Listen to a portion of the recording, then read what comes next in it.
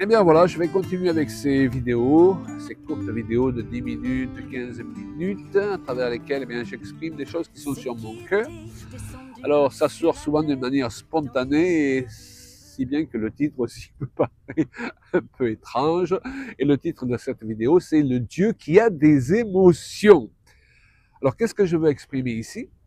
Eh bien, le fait que, vous savez, une des choses les plus importantes pour le cœur du Seigneur, c'est qu'on apprenne à le connaître. C'est ce qu'il nous dit dans Jérémie 9, 24, que celui qui veut se glorifier d'avoir de l'intelligence et de me connaître, de savoir que je suis l'Éternel qui exerce la bonté, le droit et la justice sur la terre, car c'est à cela, dit le Seigneur, c'est à cela que je prends plaisir. Donc, si nous voulons faire plaisir à Dieu, eh bien, apprenons à mieux le connaître, car c'est à cela que Dieu prend plaisir. Et c'est bien pour cela aussi que le diable fait tant d'efforts pour fausser l'image de Dieu. 90% des gens dans notre société ont une fausse image de qui est Dieu. Il en est de même pour beaucoup de chrétiens. Dans ce monde, souvent, les gens disent justement, si Dieu existait, il ne permettrait pas toutes ces choses-là.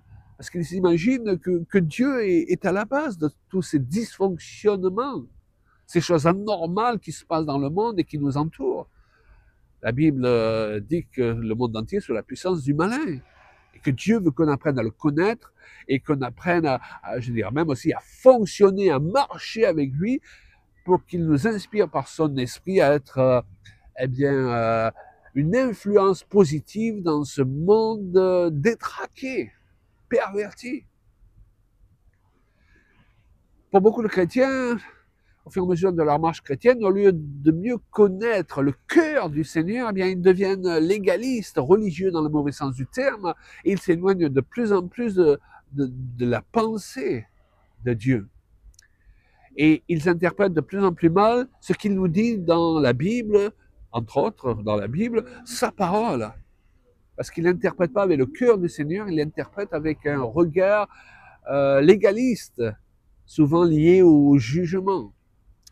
Donc apprenons à connaître Dieu de plus en plus, et pour cela, comprenons que ce Dieu-là, il a des émotions. Dieu, c'est pas quelqu'un perdu sur son nuage qui veut rester loin de nous. Dieu, c'est pas une espèce de machine qui broie tout sur son passage.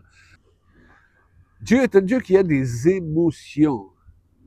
Et nous devons réaliser que si nous-mêmes, en tant qu'humains, nous avons des émotions qui souvent nous dépassent tellement elles sont merveilleuses, alors c'est vrai que à cause du péché, une bonne partie d'entre elles ont été un peu déséquilibrées.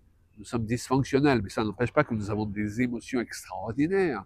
Lorsque un jeune papa tient dans ses mains son bébé, bien, il est submergé par des émotions dont il ignorait lui-même qu'elles se trouvaient en lui.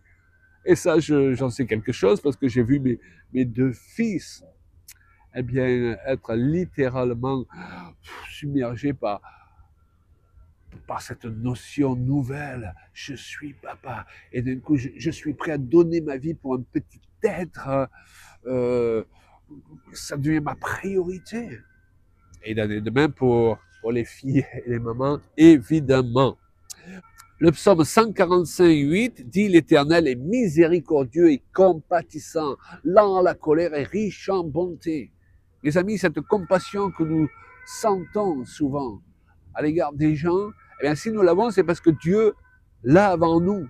Ces émotions, Dieu les a avant nous. Ce n'est pas à nous de montrer la voie à Dieu, c'est Dieu qui nous montre dans quelle direction nous devons aller et lui ressembler de plus en plus et exprimer des émotions qui correspondent à son propre cœur.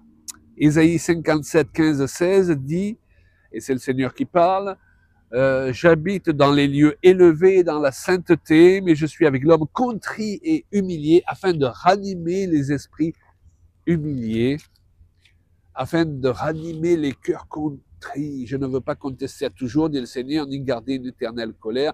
Quand devant moi tombent en défaillance les esprits, les âmes que j'ai faites. Le cœur de Dieu est là pour les âmes défaillantes, pour les gens qui voient souffrir. Et même s'il n'est pas toujours d'accord avec les voies que nous avons choisies, à un moment donné, son désir premier, c'est de nous sortir de ces situations qui nous oppressent. Parce que le cœur de Dieu bat pour sa création. D'ailleurs, face à la chute, on a déjà traité ce sujet de la chute dans plusieurs messages écrits ou vidéos.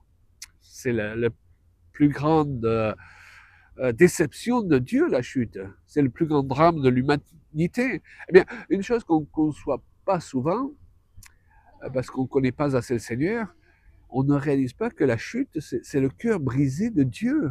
C'est l'amitié qu'il avait établie avec Adam, qu'il visitait chaque jour dans le jardin d'Éden, qui est parti en fumée. C'est pas juste un Dieu en colère parce qu'on lui a piqué un copain. Non, c'est Dieu, un rêve de Dieu qui s'effrite, et le cœur de Dieu qui est blessé. Parce que Dieu a des émotions.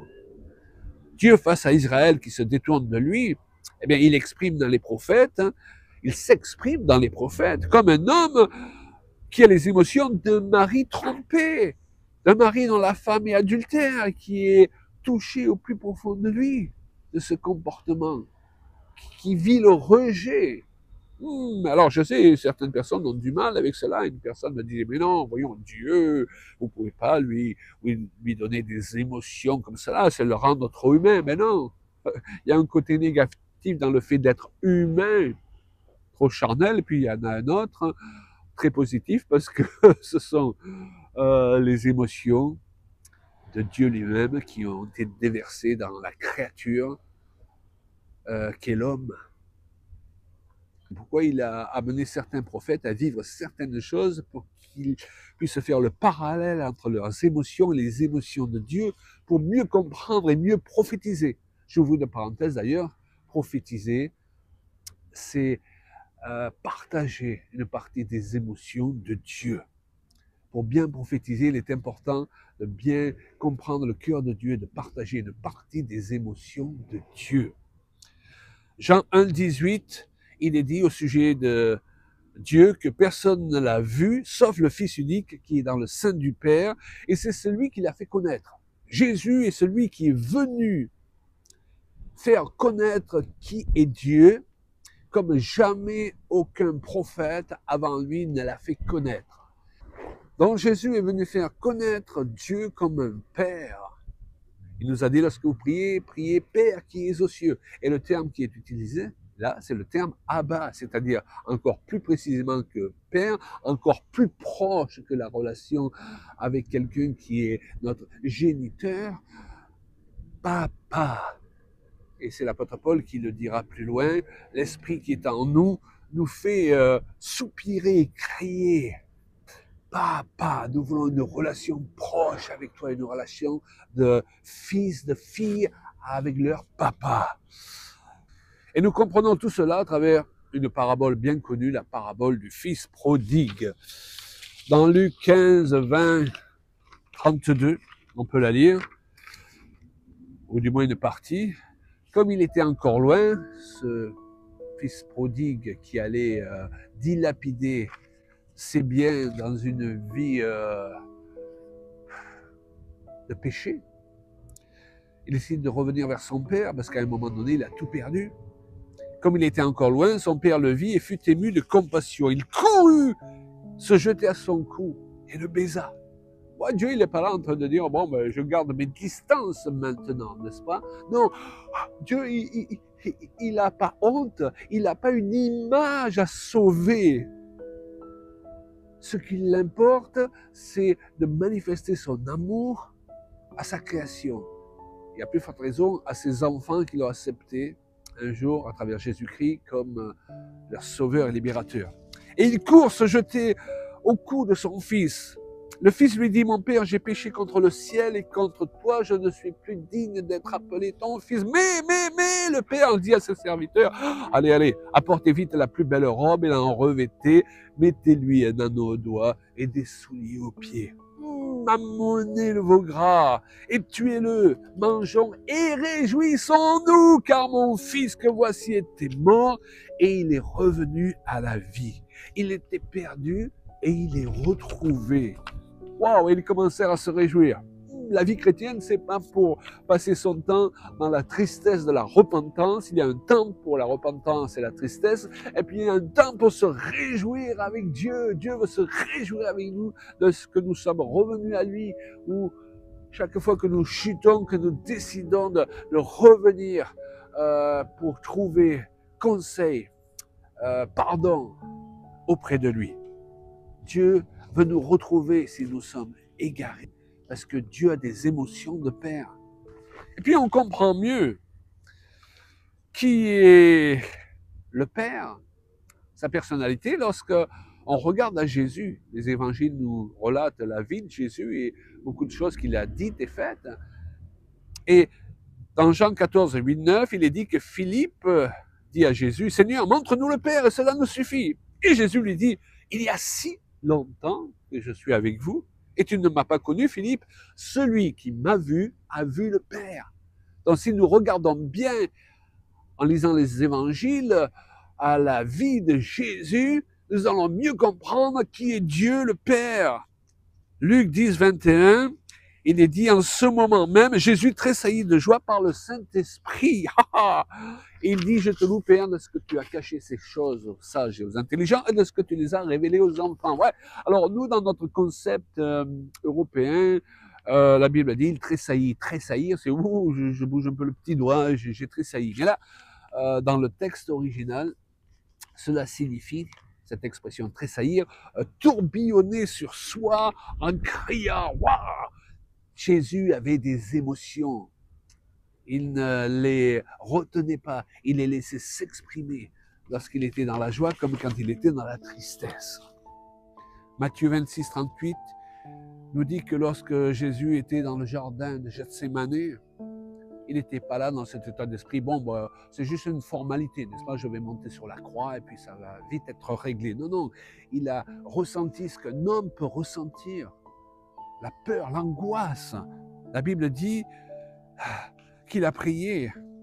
Il a dit, mon âme est triste jusqu'à la mort. Il a dit à ses disciples, restez ici, veillez avec moi. Puis, ayant fait quelques pas en avant, il se jeta sur sa face et pria, ainsi mon Père, si cette coupe peut s'éloigner de moi. Dans Hébreux 5.7, il nous est précisé aussi que c'est lui qui, dans les jours de sa chair, ça fait allusion au jardin de Gethsémani aussi, ayant présenté avec de grands cris, avec larmes, des prières et des supplications à celui qui pouvait le sauver de la mort, ayant été exaucé à cause de sa piété. Waouh! Avec de grands cris, avec larmes. Il n'a pas fait des petites prières conventionnelles. Au Père, si tu peux faire quelque chose pour moi, je prie, amen. Non, non, avec des grands cris, avec des larmes. Waouh! Il a laissé libre cours à ses émotions parce que les émotions, eh bien, mal gérées, c'est une mauvaise chose, mais ne pas avoir d'émotions ou réfréner toutes ces émotions, c'est l'autre extrême. Nous avons des émotions et Dieu s'attend à ce que nous puissions les exprimer, que ce soit dans notre relation avec lui, avec les autres et dans la prière. La Bible nous précise encore dans Luc 22, 41, 42 qu'il était en agonie, il priait plus instamment et sa sueur devint comme des grumeaux de sang qui tombaient à terre. Wow! Il était à fond dans ce qu'il vivait. Il était à fond avec son intelligence, il était à fond avec ses émotions. Et donc, chers amis, je voulais vous dire que le Dieu que nous servons, eh bien, il a des émotions, il a une personnalité, il a une identité dans laquelle on peut se retrouver facilement parce qu'au départ, nous avons été créés à son image. Il nous comprend et nous devons apprendre à mieux le comprendre en faisant le parallèle, entre autres, avec les propres émotions que nous ressentons. Et nous devons le respecter, chercher à le servir, non pas parce qu'il est le plus grand, le plus beau, le plus fort, mais parce qu'il est digne d'être adoré, servi. C'est un Dieu qui a un cœur, et ce cœur, il a déversé sur l'humanité en donnant ce qu'il avait de plus cher, la vie de son Fils unique. Mes amis, il est temps de, si nous en avons besoin, de changer la fausse image que nous avons de Dieu et surtout de prêcher à ceux qui nous entourent la vraie image qui Dieu est vraiment. Dieu veut se faire connaître à l'humanité pour qui il est et non pas pour ce que parfois toute une forme de religion veut nous montrer de lui en faussant l'image, ce qui souvent a pour résultat d'éloigner les hommes de lui plus que de les en rapprocher. Voilà, j'espère que vous êtes bénis par cette vidéo. Moi, je me suis béni en lisant ces versets et en les commentant. Et combien, eh bien, cette vidéo, moi-même en l'ayant faite, va me rapprocher du cœur de Dieu. Alléluia. Et du désir de le servir de plus en plus, d'une manière de plus en plus rapprochée et en laissant son esprit et les émotions qu'il me communiquait couler en moi et à partir de moi dans la vie des autres. Ceux qui étaient descendus sur la mer dans des navires et qui travaillaient sur les grandes eaux. Ceux-là firent les œuvres de l'Éternel et ses merveilles au milieu de l'abîme.